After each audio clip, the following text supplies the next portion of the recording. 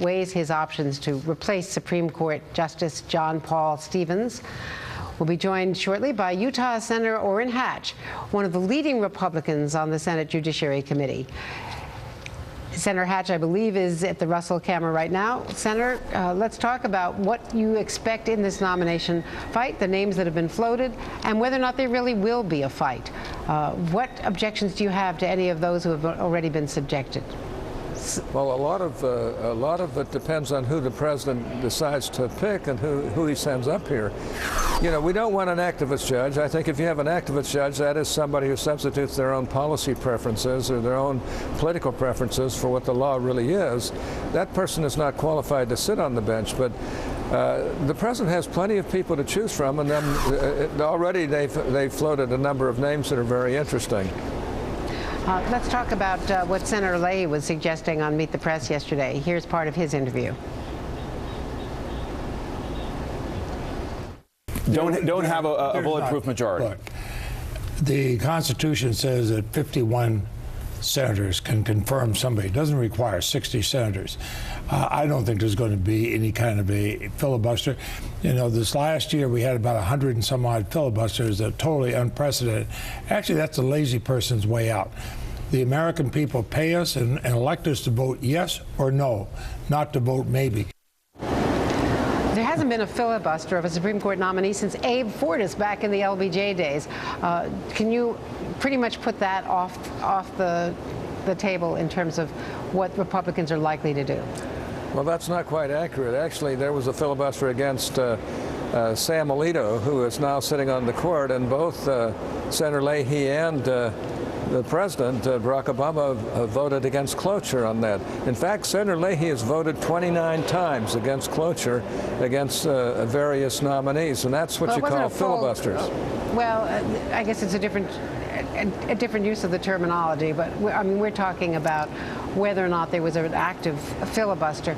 Do you think that? Well, those were active filibusters.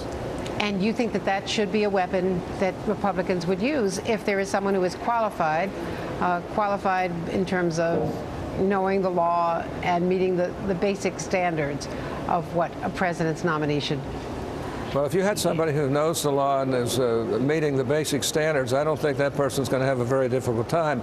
I hope the president nominates somebody like that. And it naturally would be better if he nominated somebody who was a little more moderate on, and that person would have an excellent chance of getting through with a really large bipartisan vote. And of course, if I was president, I would want to have as big a bipartisan vote as I possibly could.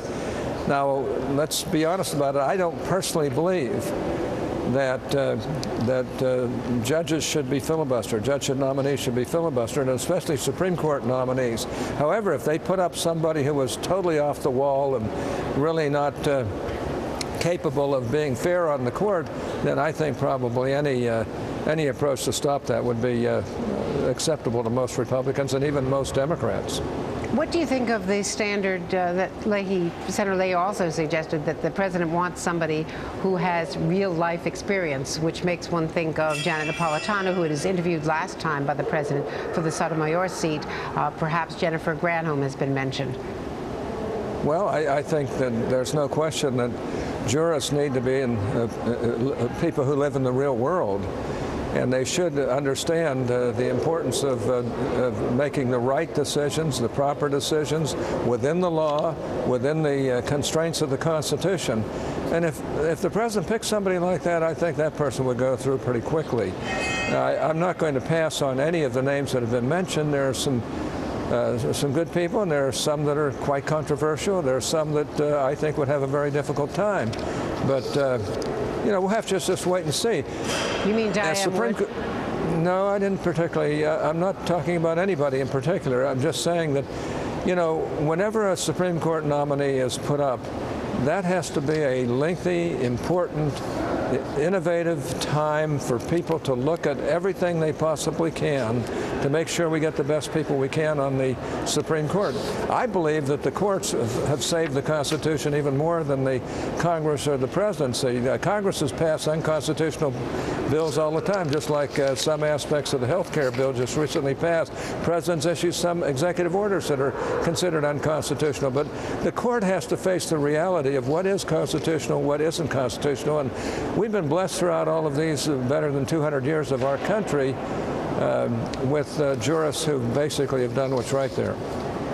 I know you mentioned earlier on the Today program Hillary Clinton. I'm told definitively from both the White House and the State Department that she is not on the list. Well, what else could they say? I heard that on a television show this morning, and I just mentioned it because her name came up, but I don't think they would handle it any differently than denial at this particular point, and that's probably true of anybody else. So who knows what they're going to do? All I can say is that I hope the president will pick the very best person that he can. I hope it will be somebody who would respect the law, would not be an activist, somebody who literally could get and garner a huge bipartisan support, because I think that's important for the Supreme Court, and that would help that person to go on the court with a backing that would be very substantial. Although I certainly would hope that officials from the White House and the State Department would not flat out lie to me if it were to happen. It would certainly create issues for them with me and with NBC News. Moving on to the nuclear summit and what the president's nuclear strategy is, where do you stand now from what you've been told about the START treaty that was signed in Prague, and whether or not you can see yourself supporting ratification?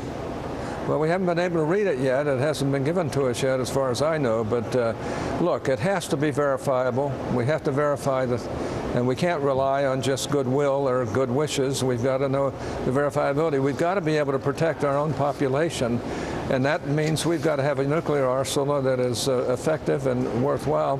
Plus, we owe it to the world to be able to make sure that the United States is powerful enough and has a good enough nuclear arsenal that we keep our arsenal up to speed, that we keep it up to current preparation, and that we don't just sit there and just assume everybody's going to be very, very kind in this very, very difficult world that we live in. But so are you reassured by the fact that are you reassured by the fact that Bob Gates, the defense secretary, says that there is enough money in the budget, in the new appropriation, to completely modernize and make sure that they are doing things through the nuclear labs and there are other techniques to make sure that our weaponry is up to date? Well, I think highly of Secretary Gates, but I've also heard that the White House may have agreed to not continually improve our nuclear arsenal, and I think that would be a tragic mistake if we don't keep things really up to date and keep improving them and making sure that the United States, which is the hope of the whole world, will be strong enough to basically stand off anybody who might want to misuse nuclear weapons or nuclear power. Well, we'll get right to that with our next guest. Thank you very much, Orrin Hatch, and we're going to be talking about the president's nuclear weaponry and the safety of the arsenal with Dennis